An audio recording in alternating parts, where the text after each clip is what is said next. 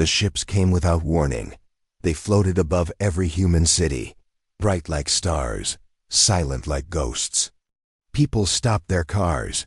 Soldiers dropped their weapons. Every satellite fell silent. And then a voice spoke across the earth.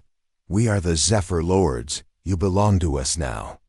The world changed in one night. For the next 200 years, humans lived in fear. The Zephyr Lords ruled from their sky towers. Giant floating cities blocked the sun in many places. Every government was destroyed. Every flag was burned. There were no more countries-only zones. And every zone had a Zephyr overseer. They looked like tall silver statues with glowing blue eyes. Their bodies floated. They did not walk. Their hands never touched the ground. They called themselves gods. They punished any human who said otherwise. Most humans obeyed. Some were forced to work. Some disappeared forever. Others were chosen and taken to the sky cities, never seen again. The Zephyrs taught their own language. They changed school. Books. Children were told, humans are weak. Zephyrs are protectors. But in secret, some old humans whispered the truth. In a small dark room under broken London, a man named Elias sat with 10 others. His face was wrinkled. His eyes tired but sharp. "We can't win," someone whispered. "They're too strong." Elias smiled sadly. "Maybe, but the stars still listen. Maybe someone out there remembers us." A small girl, about 10 years old, looked up. Her name was Lyra. She had never seen the sky without clouds. She had never heard a bird, but she had dreams, strange dreams.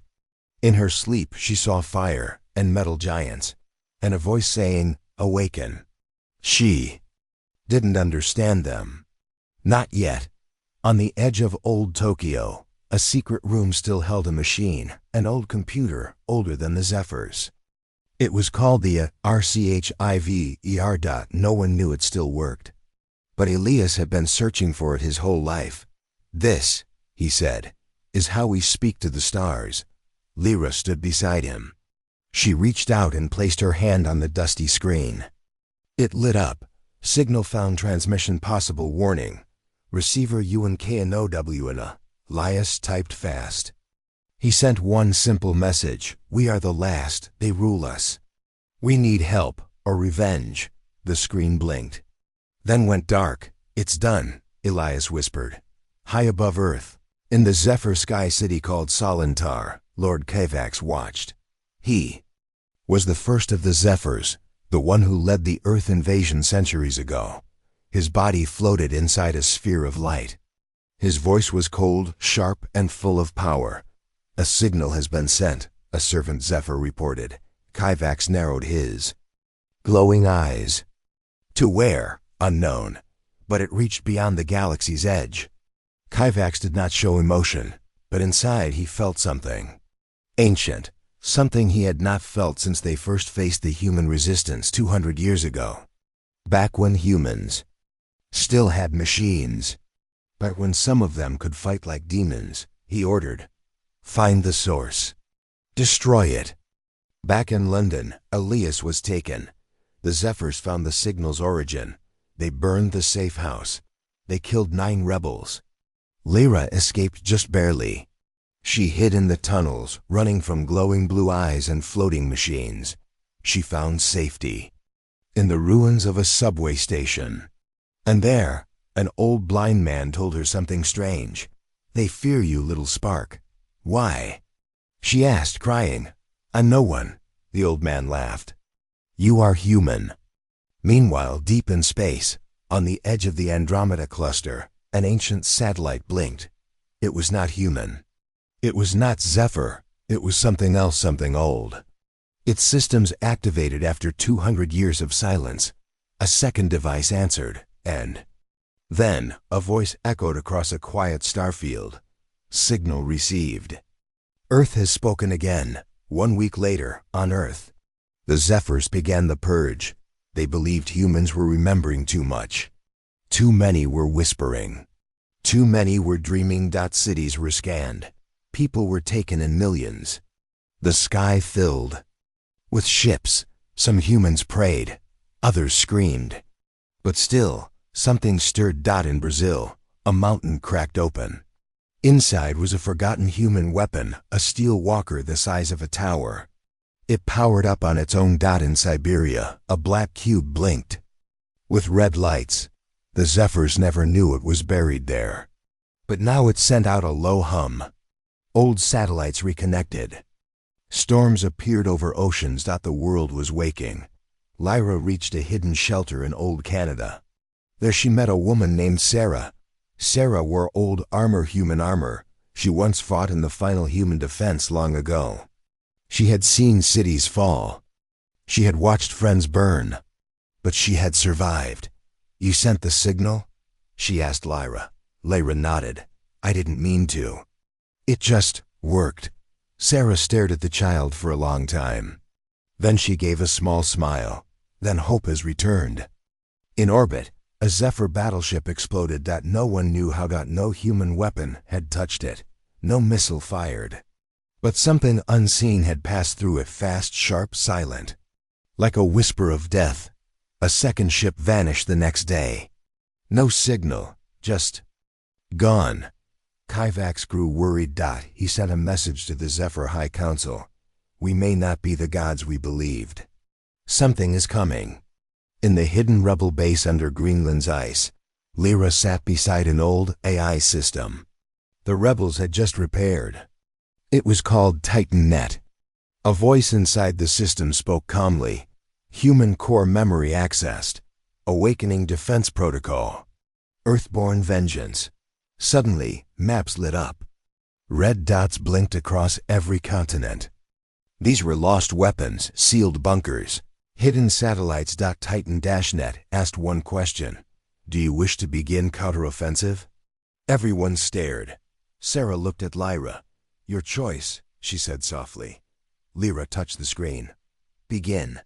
Far beyond the galaxy, in a cold and forgotten system, a massive object began to move. It was not a ship. It was not alive. But it had purpose. It had waited for a signal for over 2 centuries. A signal only humans could send. Now it moved toward the Milky Way. Inside it, across dark halls and broken machines, were these words etched in metal. "In silence we suffer. In fire we return." Back on Earth, Zephyr cities were attacked. Not by human soldiers, but by old human eyes. They were smarter than before.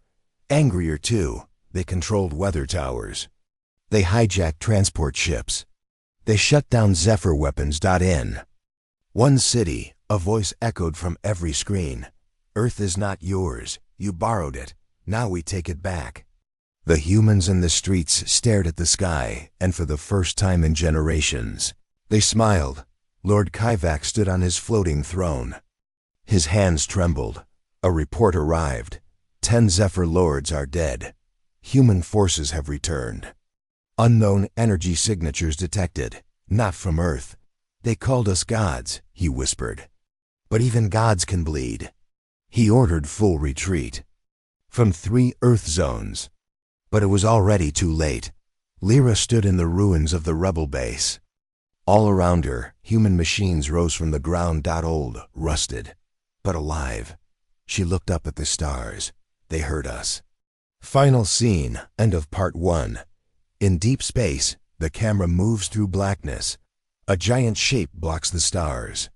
We hear a voice, calm, low, powerful. Signal confirmed. Subject, Earth. Tag, humanity. Status, not extinct. Response, initiated. A massive ship slowly opens. Inside, millions of lights wake up. And then silence. Cut to black. Title appears. They called themselves gods of Earth, but Earth remembered. In the darkest edge of the galaxy, where stars flicker like dying candles, a small listening station floated alone. It had not received a message in 300 years. Then it heard something, a broken voice. Human words. "We are the last. They rule us. We need help or revenge." Inside the station, alarms screamed. Lights turned red. A transmission from Earth had just arrived, and now something was listening. The station belonged to the Galactic Republic, a union of thousands of peaceful worlds. Long ago, Earth was part of it. But when the Zephyr Lords invaded, no help came. The Republic had turned its back. Now Earth was forgotten. Until today. Inside the station, an alien named Captain Kareth stared at the screen. His skin was blue-green. His eyes glowed gold. He was an old warrior, now just a watcher. But this message shook him. "They rule us. Send help or revenge," he whispered. "Humans. They're still alive?" Captain Kareth brought the message to the Galactic High Council. The great chamber sat high above the clouds of the capital world, Centauri Prime. Giant beings from 100 species filled the room. Some floated, some slithered, some pulsed with light. Kareth bowed. Then played the signal. Everyone grew silent. The High Chancellor, a tall golden alien with 6 arms, finally spoke. "Earth is a dead world. No one lives there." Kareth shook his head. "No, humans live. The Zephyrs rule them." And they asked for help. Another counselor shouted, "It's a trick. Maybe Zephyrs sent it to trap us." A whisper passed through the room. "Let Earth stay forgotten." Kareth clenched his fists. "We were the ones who forgot Earth. We left them. And now they ask for help. Are we going to turn away again?" The room fell quiet. That night, Kareth received a secret message. An old friend had found something. It was a video newly captured from a hidden probe sent to Earth. 1 week ago. It showed human rebels training underground. A little girl stood at the center. Lights flickered around her. She was touching the screen. Then, something strange happened. A weapon old, rusted rose from the floor and came to life. The girl didn't run. She just watched. And the machine bowed to her. Kareth froze. That girl. She commands the old war machines. Meanwhile, back on Earth, Lyra sat inside an old bunker. The AI named TitanNet had been reactivated. Rebel leaders now listened to it. It was waking up systems all over the planet. One rebel, Sarah, looked at the glowing map. There were once 10,000 defense systems hidden across the Earth. TitanNet found 3,500 still working. "Can we use them?" another asked. Lyra shook her head. "They only respond to me. I don't know why." She didn't know that across space, powerful beings were now watching her. On Centauri Prime, Kareth made a decision. He couldn't wait for the Council. He would act alone. He boarded a small stealth ship and flew toward Earth. It would take him 2 weeks. But he had to see for himself. As he flew, he read the ancient Earth files. He learned how humans once defeated giant empires. He read about the Firebloods, the Titan Walkers, the Great Earth Fleet, and the final war when Zephyrs invaded. He read the words of an old human general. "We may fall, but one day we will rise. The stars will remember." Kareth felt something he hadn't felt in decades. Hope. Back on Earth, the Zephyrs were afraid. Lord Kivak stood inside a burning human city. His hands trembled. His face cracked. "Something has changed," he whispered. "The humans, they are remembering." His soldiers floated nearby. One of them held a broken piece of human tech. "It activated by itself," the soldier said. "We can't shut it down." Kivak looked at the ruins. Then he said something no Zephyr had said in 200 years. "Evacuate the city. We no longer control it."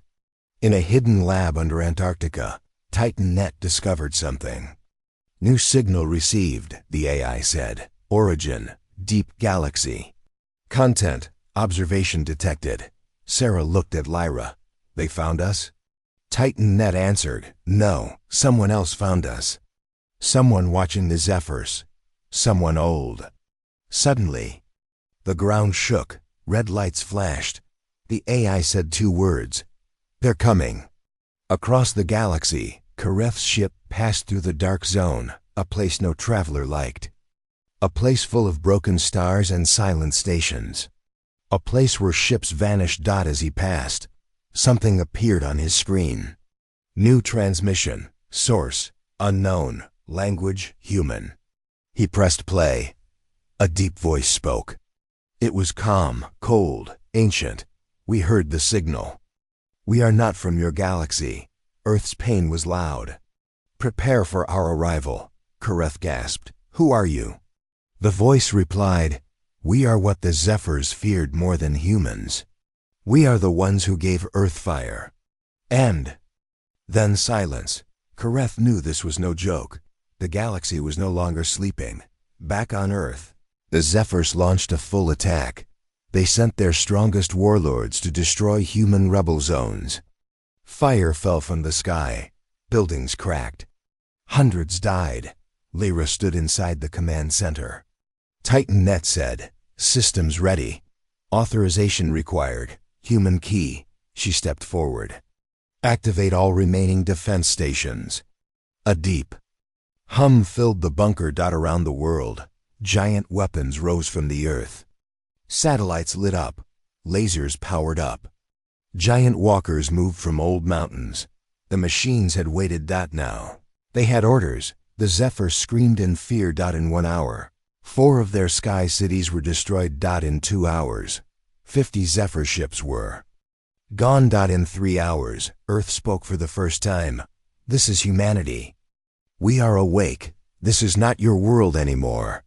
Final scene. End of part 2. Kareth's ship reaches Earth orbit. He stares down at the blue planet. Fires glow. Ships fall. Lights rise. He whispers, they did it. But behind him, something massive appears. Not a Zephyr ship, not a Republic ship. It is something older. It floats silently behind him, and on its hull, one word glows in red. Answer. Cut to black. In the freezing darkness under the ice of Antarctica, a crack appeared. Nobody saw it, nobody heard it, but something buried deep, something old. Something massive felt the world changing. It had waited 200 years. Now, it remembered.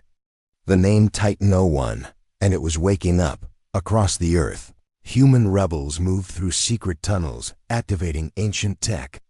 Most of them didn't understand the machines. They just followed Titan Net's voice. Prepare for reconnection. Initiating primary defense protocol. Steel giants. Sarah stood at the edge of a giant open chamber deep beneath the Himalayas. Metal towers stood silently around her. 20 of them, shaped like soldiers, each over 100 feet tall. One of them opened its eyes. Soft blue glow lit the chamber. The machine turned its head slowly and spoke. Titan Unit 03 online. In Brazil, rebels uncovered a railgun platform the size of a football field. In Kenya, a weapon built into a mountain turned toward the sky. In Japan, underground hangars hissed open, revealing long-lost aerial drones that looked like giant metal eagles. Every system connected to Titan-Net. And Titan Net answered one question with a single word. Why did Earth survive? The answer, because we remembered. The Zephyrs didn't understand. Lord Kivak sent full assault waves to stop the rebel rise. He watched cities burn again. He thought he had crushed their hope, but then a Zephyr scout reported something strange from Antarctica. The ice cracked. A heat signal, massive. Kivak flew down to see it himself. He arrived to a scene of terror. A giant machine taller than any building stood in the snow, its fists covered in steam. Its eyes glowing red. Titan-01 had awakened. It was silent, but its step shook the ground. Kivak stared in shock. The machine took one step toward him, and then it ran. Straight at the Zephyr army. Back in the rebel base, Lyra stood in front of a glowing map. Titan-Net spoke calmly. Status update.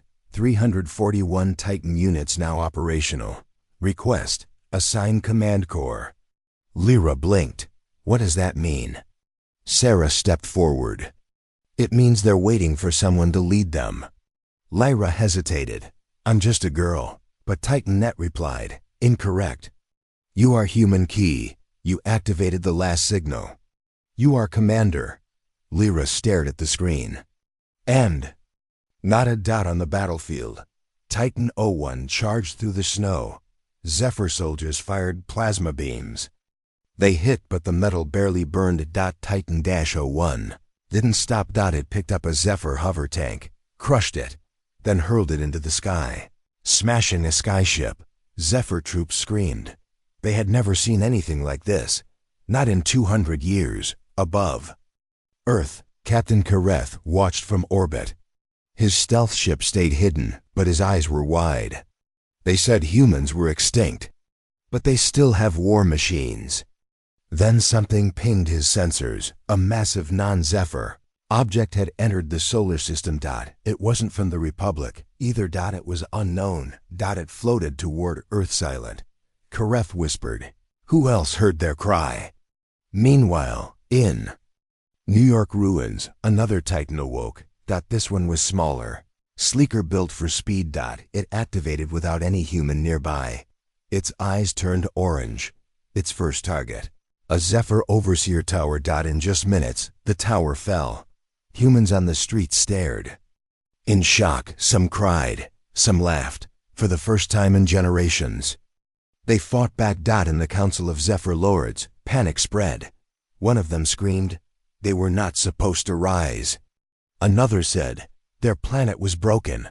How did these weapons survive? Kyvax watched silently. Then he said, we made one mistake. We let them remember. At the same time, deep beneath the Pacific Ocean, something stirred. A forgotten lab. Older than the Zephyr invasion. Inside was the prototype, Titan-0. It was never completed. It was too powerful. Even the humans feared it. Now, TitanNet reactivated. Its chamber. It scanned the ocean for threats. And then sent one word, ready. Back in Greenland, Lyra stood in a command pod. Around her, screens showed Earth. Sarah said, are you sure you're ready? I'm not sure, Lyra replied. But they're waiting. She gave the first true command, protect all free. Zones. Do not fire unless fired upon. No mercy for Zephyr warlords. TitanNet responded, command accepted. Across Earth, Titan units began to move in perfect coordination. The war had changed. It was no longer rebellion. It was a counter-invasion. In orbit, Zephyr fleets tried to escape. Some made it, some didn't.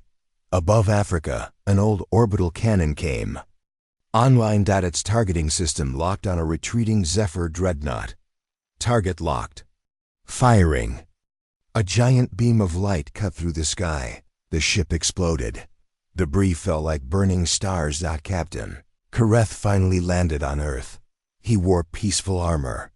His hands were raised. When humans saw him, they didn't shoot. He spoke to Sarah and Lyra. I came to help. Sarah asked, why now? Kareth bowed his head. Because your message woke more than machines. Then he showed them footage. A new fleet, unknown origin, was approaching the solar system. Massive. Ships. No markings. Silent. Kareth said, I don't know what they are. But they answered your cry.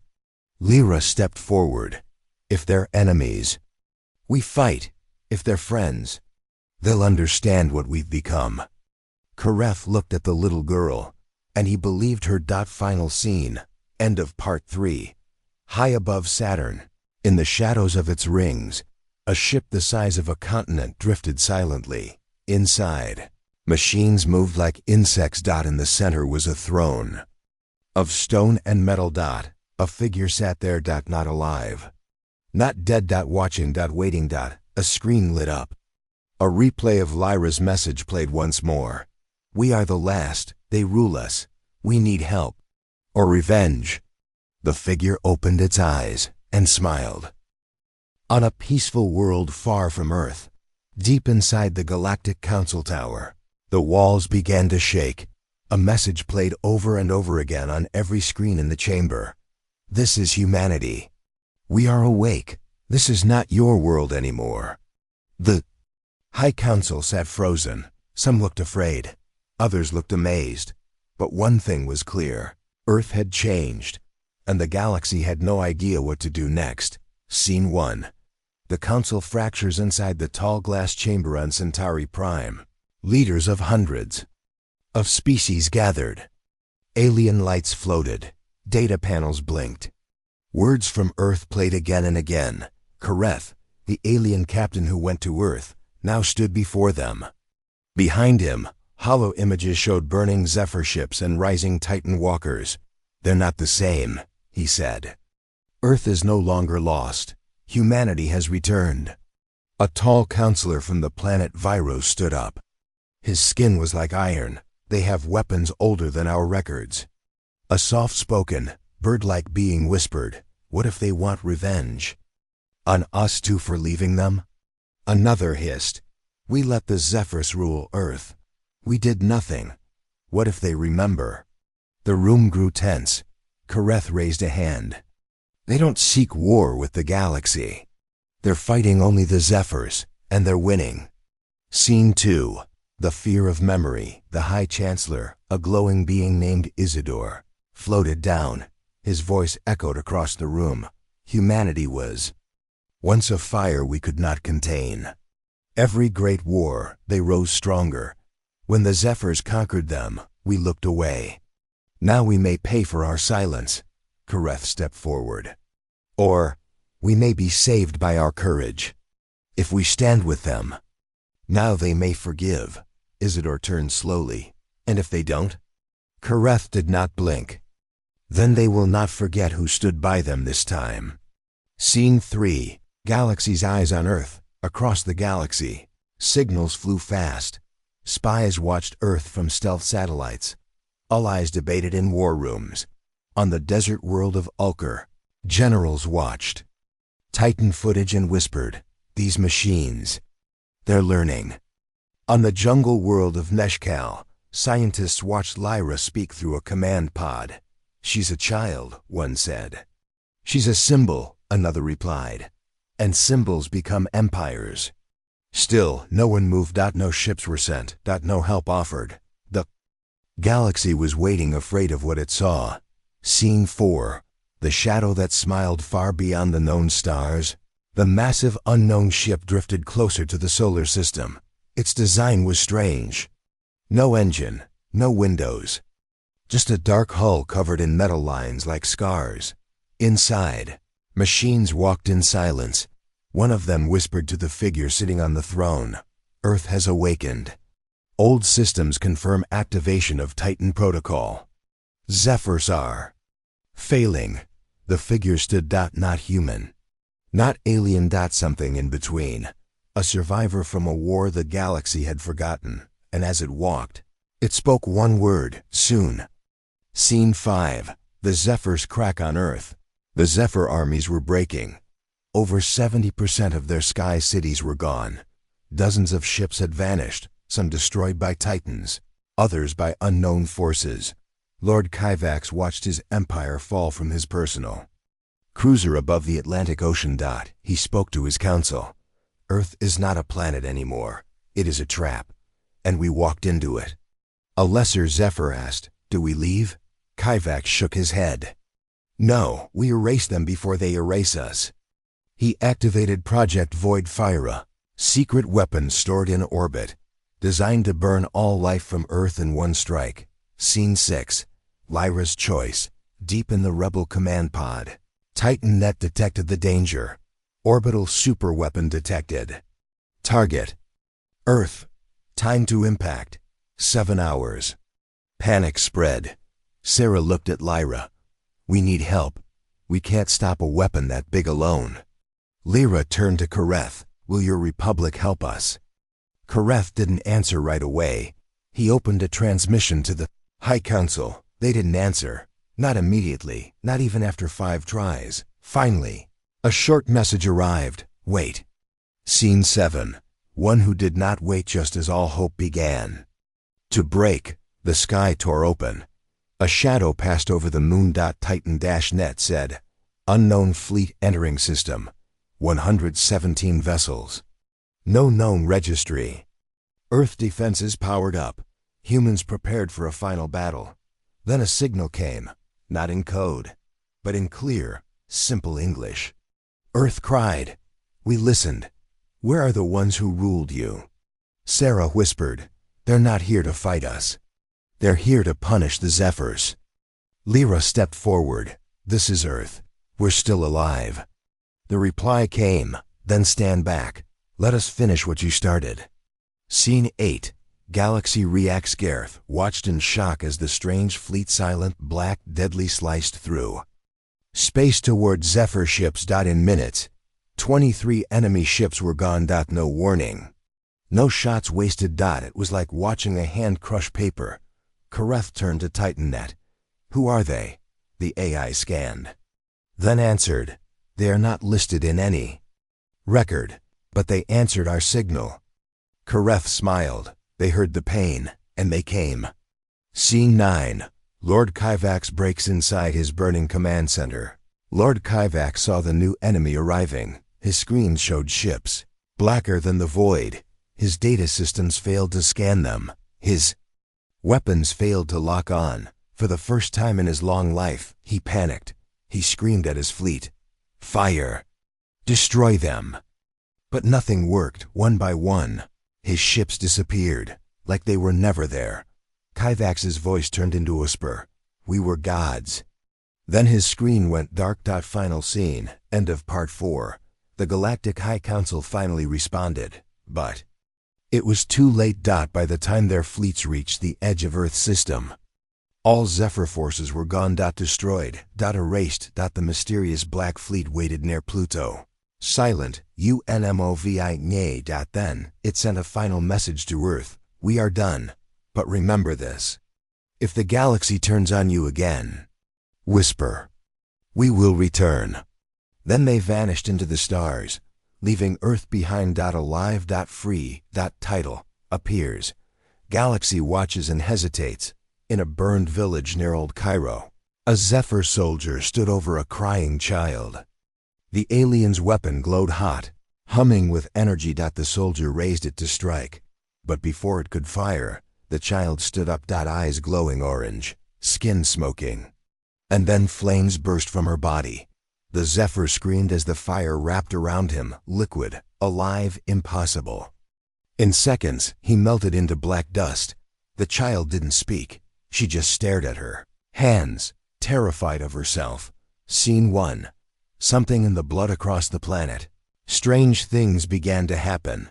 Human children, especially those born in hidden zones, started surviving Zephyr attacks that should have killed them. One boy survived a plasma blast that melted steel. One girl walked through radiation zones and came out stronger. Sarah, watching the medical reports inside the rebel base, said what no one wanted to say out loud. It's not technology. It's them. TitanNet confirmed it. Genetic markers identified. Unknown mutations forming post-occupation. Term, human variant 12A. Common name in archives, Fireblood. Lyra blinked. What's that? Kareth looked away. That is what the Zephyrs feared most. Scene 2. Zephyrs remembering deep space. A few surviving Zephyr lords gathered in silence. They watched footage of the child from Cairo, of others like her, walking through fire, turning plasma into smoke, their veins glowing red. One Zephyr whispered in horror, they weren't supposed to survive. The Fireblood gene was lost. Kyvax, scarred and desperate, spoke slowly. No, it was buried, like their machines. And now it's burning again. They remembered the ancient battles, the last time Firebloods walked the earth. Zephyrs had needed 10 ships to kill one Fireblood, and now there were hundreds. Scene 3. Earth respawns inside. The Greenland Command Center. Sarah gathered the rebel leaders. Firebloods are waking up all over. We don't know why. We don't know how. Lyra stood by the screen, watching clips of children walking through flames, adults healing from wounds in seconds. Kareth said, this isn't just defense anymore. It's evolution. TitanNet added, Fireblood traits were once part of early Terran war programs. Bioenhancement, radiation adaptation. Accelerated neural reflexes, suppressed by the Zephyrs. Now fully active, Sarah whispered. What do we do with them? Lyra answered first. We train them. Scene 4. The training of fire in the old ruins of Alaska's military grounds. The 1st Fire Blood Division was formed. They didn't need armor. Most armor burned off them anyway. They learned to bend heat, walk through laser fire, supercharge old weapons with a touch. One fireblood named Juno stood in front of a burning wall. She raised her hand. The fire pulled into her palm, then wrapped around her like a cloak. Kareth, watching from a distance, muttered, "What are they becoming?" Lyra, now acting as commander, said quietly, "What we needed to become, to survive." Scene 5. The Zephyr's last plan. Lord Kavax gave his final order. Deploy the Flame Reversers. The Flame Reversers were ancient Zephyr bioweapons, designed long ago in case the Firebloods returned. They were built from broken human DNA, twisted into monsters. Tall, sharp, cold-blooded. 3 of them were dropped on Earth. 1 in Siberia, 1 in the Sahara, 1 in what used to be Los Angeles. They didn't speak. They just hunted. Firebloods. And began to win. Scene 6. Fire meets ice in the snowy hills of Siberia. Juno and her team met the first Flame Reverser. It was fast. Faster than anything human. It stabbed a Fireblood in the chest and froze him solid. Then shattered him. Juno screamed and charged, but her fire had no effect. The Reverser absorbed it. Lyra watched the live feed in horror. We're losing them, TitanNet said. Adapting protocols. Scanning weaknesses, processing. Then something strange happened. Juno's fire turned white, hotter than plasma. She screamed, not in fear, but in rage. She hit the Reverser again. This time, it melted. Scene 7. The awakening Caretidin net showed Lyra something deep in Earth's old command files. The Firebloods are not random.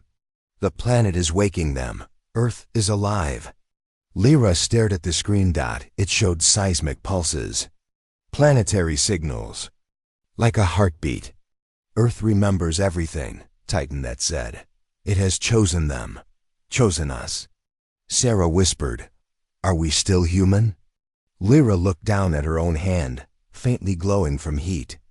"We are what they made us. Now we make ourselves." Scene 8. No more hiding. The Firebloods led the charge on every battlefield now. They didn't hide. They didn't run. They walked into Zephyr cities and burned their control towers. They flew without ships.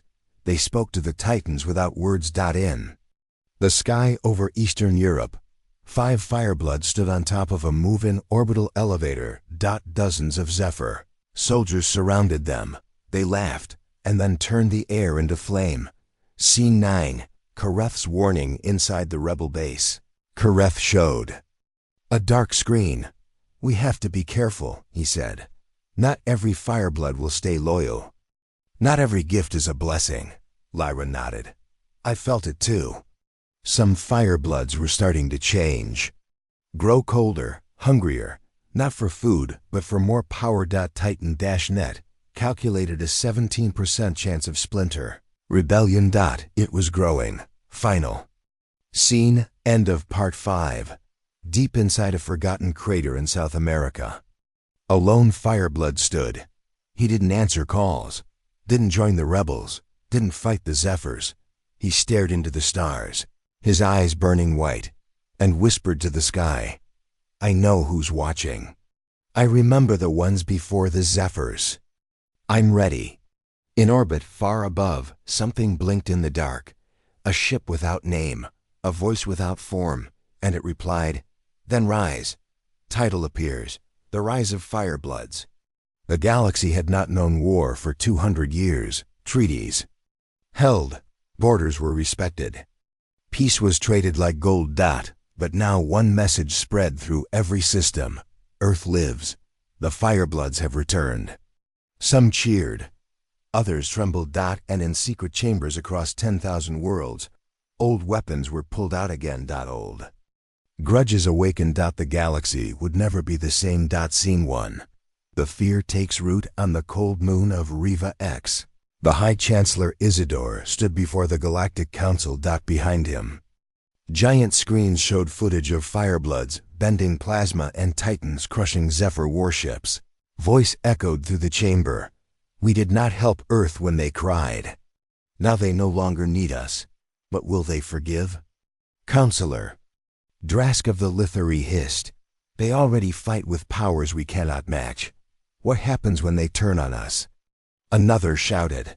It's not Earth we fear. It's what's growing inside them. Isidore paused, then said quietly, a vote must be taken. War or alliance.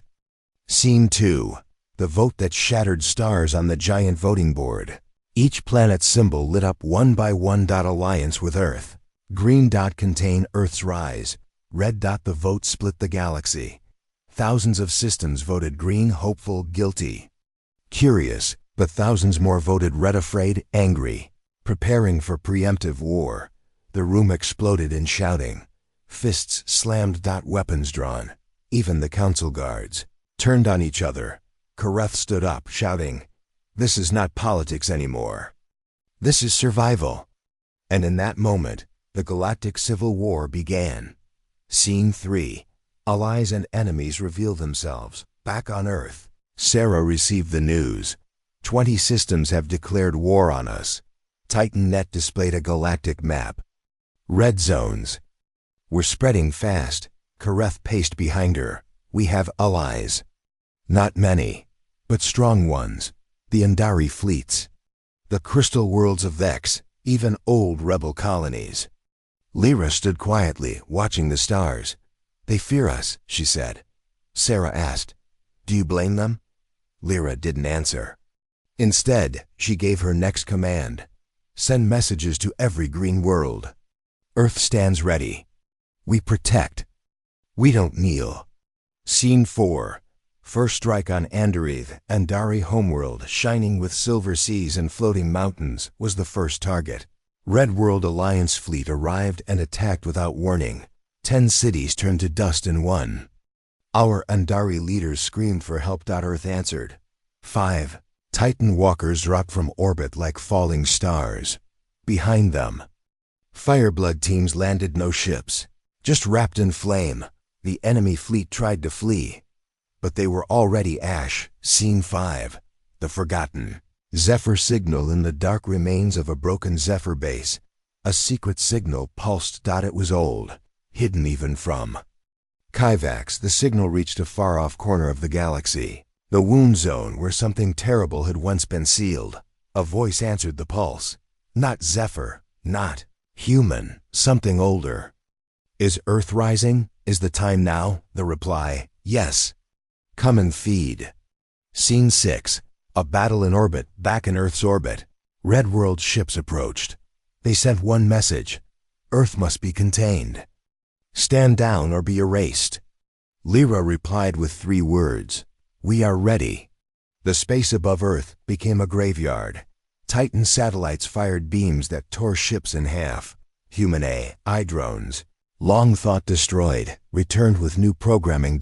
And in the middle of it all, Lyra stood on the command deck of a rebuilt Earth flagship.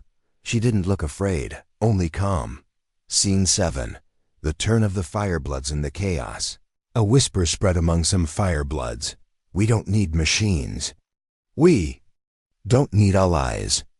We are gods now. One of them, Dax, the Fire King of Mars base, gathered 200 enhanced fighters. He sent no message. He just left Earth's command. Kareth warned Sarah. This is how it begins. Power without purpose becomes hunger. Lyra, watching them go, whispered, we'll face them too, if we must. Scene 8. Civil war reaches the core worlds across the galaxy. Battles broke out on peaceful planets. Council stations were bombed. Trade routes collapsed. Refugees fled toward Earth, begging for safety. Kareth stood before them. Earth welcomes those who come in peace, he said, but we do not forget. A little alien girl from the planet Bellis asked Lyra, "Are you going to burn all of them?" Lyra knelt beside her. "No," she said. "Only those who want to burn us first." Scene 9. The return of the first in the Wound Zone, the Old Dark. Ship opened. Inside. Giant beings made of shadow and metal stepped into the stars. They had no names. They were the reason the Firebloods were created centuries ago. Earth once built its Titans to stop them, but the Zephyrs had sealed the knowledge and forgotten why. Now the truth returned. Titan-net sounded an alert. Cataclysm class entity detected. Designation: the first predators. Incoming.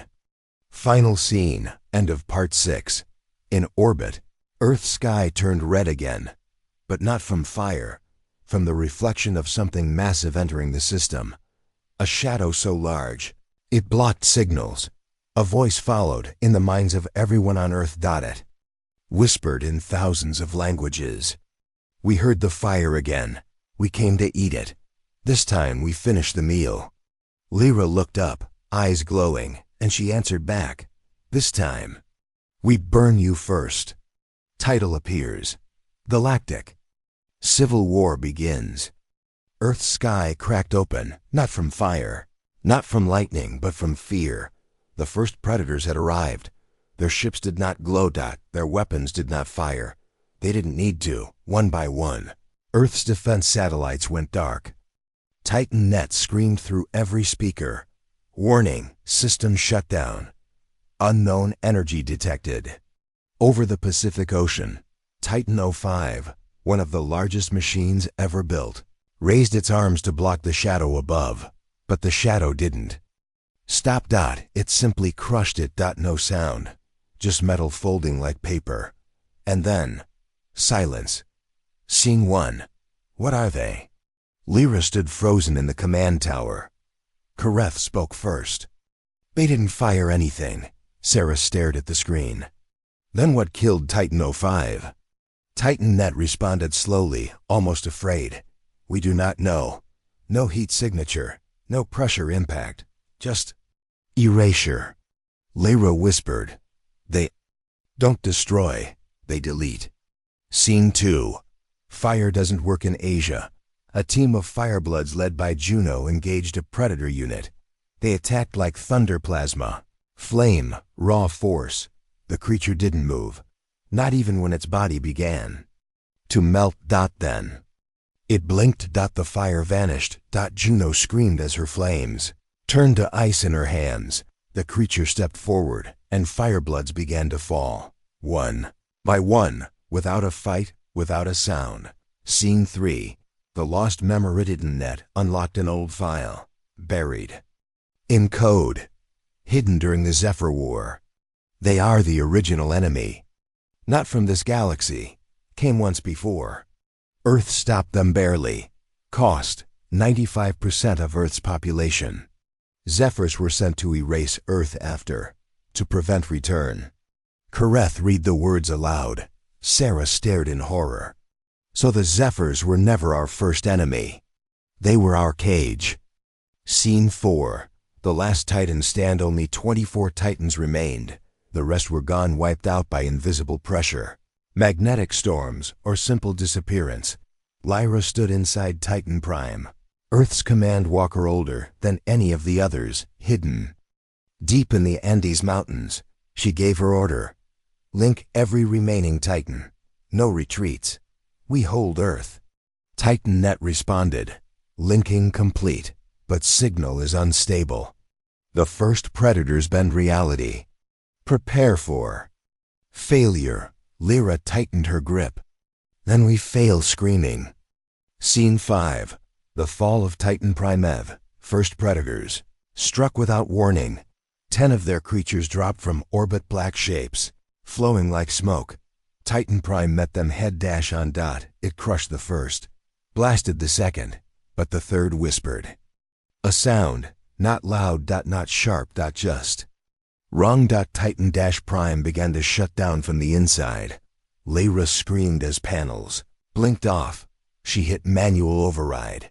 The Titan rose again, but too slow. Predator reached the chest plate and touched it. Titan Prime collapsed. Scene 6. Lyra's escape inside the falling machine.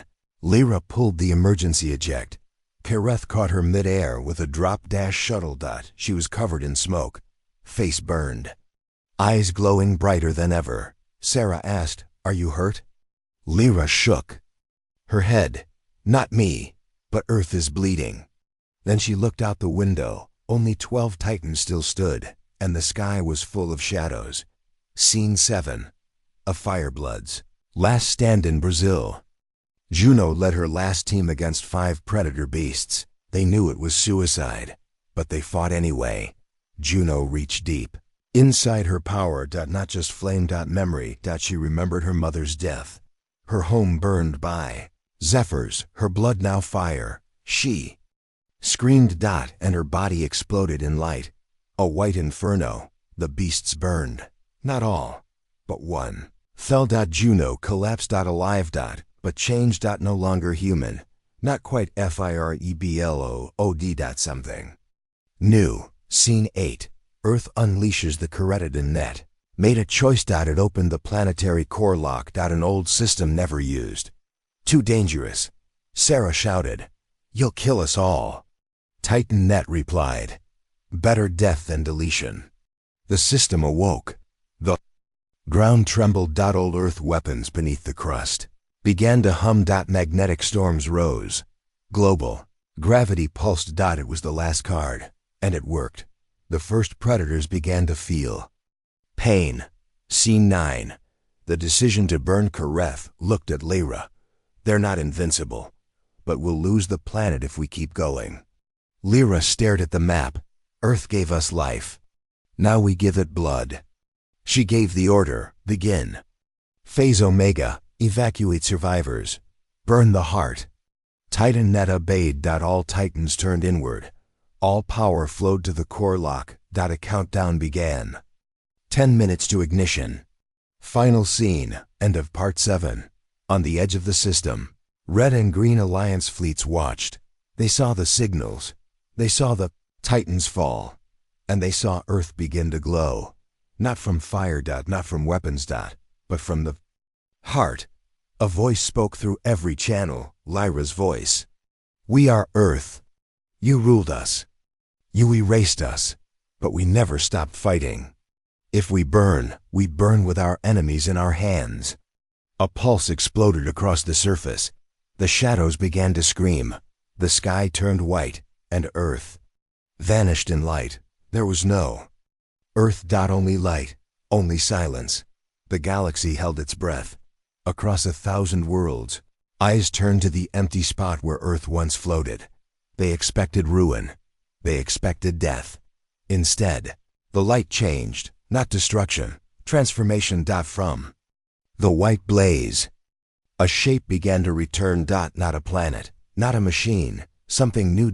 And from deep within the glow came a whisper, "We are still here."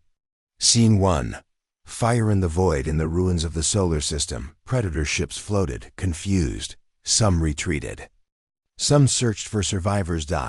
But then something hit them. Hard. A wave of pressure. Hot. Alive. One predator turned to flee. Too late. A fireblood leaped from a burning asteroid, eyes glowing white hot, trailing flame like a comet. He screamed, not in words, but in memory, for Earth. The predator exploded, and behind him, more firebloods appeared. Not just a few. Hundreds. Thousands. Scene 2. Titans reborn in orbit. Twisted metal from the old Titans began to move. The pieces weren't floating. They were merging. Old tech. Old AI new power. Titan Net's voice echoed through the stars. Command accepted.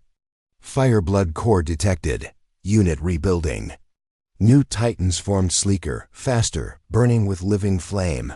And inside each, a fireblood took the helm. No longer machine alone. No longer human alone. They had become both. Scene 3. The Predators. Fall. The first predators tried to fight back. They bent space, crushed matter, erased light, but it no longer worked. The firebloods had changed. They burned through time. They moved faster than thought. One predator screamed as it was torn apart by bear. Hands glowing brighter than suns. Another was eaten by a titan turned living star. The hunters of galaxies were now the hunted. Scene 4. Lyra returns in the center of the fire. Floating where Earth once was. A shape formed. A figure. Alive. Lyra. Dead. Not even burned. Her skin glowed like cooled metal. Her voice reached across every ship, every station, every mind. We are not what we were. We are what you made us, and we are done running. Behind her, a new Earth began to form. Not from soil, from memory. Built by Titan net, and seeded by human will. Scene 5. The galaxy watches again in council towers. Leaders fell silent. In red worlds, fleets stood still. Some reached for weapons. Others knelt. Single quotes RETH, now leading the Green World Alliance, spoke to the stars. You feared them. Now you understand them. They are not gods. They are reminders. Reminders of what happens when you crush a world that refuses to die. Scene 6. The Firebloods' choice. The Firebloods gathered near the ruins of Mars. Juno stood at the front. Beside her, Dax the Fire King, who once broke from Earth Command returned. No words were needed. They knew the fight wasn't just for survival. Now. It was for meaning. One young Fireblood asked, "What do we do now?" Juno looked at the stars. We don't conquer. We don't kneel. We protect. And they rose into the void. Keepers of flame. Not soldiers. Guardians. Scene 7. The last predator. Only one predator remained. Wounded. Falling. It whispered in a broken voice, "You were not supposed to win. You were food." Lyra appeared in front of it, surrounded by light. She answered softly, "We were never just bones. We were fire. We were thought. We were memory. You erased our world, but not our will." Then she reached out, and the last predator dissolved into ash. Scene 8. Earth's return. The rebuilt. Earth wasn't perfect. It had no old cities. No tall towers. But it had breath. Soil. Seeds. Children laughed again, not afraid of shadows in the sky. Kareth walked through one of the new forests, watching humans plant roots. Sarah joined him. She smiled. "We didn't just win." Kareth nodded. "You became something no one expected." Sarah looked up. "Something we didn't expect either." Scene 9. The final signal. Far beyond the galaxy, a ship passed through the void. It picked up the final signal from Earth. Lyra's voice. "We remember. We rebuild. We rise." The ship, crewed by an unknown species, paused. They didn't know what Earth was, but they understood one thing. Never touch a burning world. Final scene. End of series. Back on the new Earth, a monument stood in the center of a quiet hill. It was simple. One sentence carved in stone. They ruled us. But we were never finished. And below it, a fire burned. It had no fuel. No heat. But it never died. Title appears. The fire that never dies. End of series.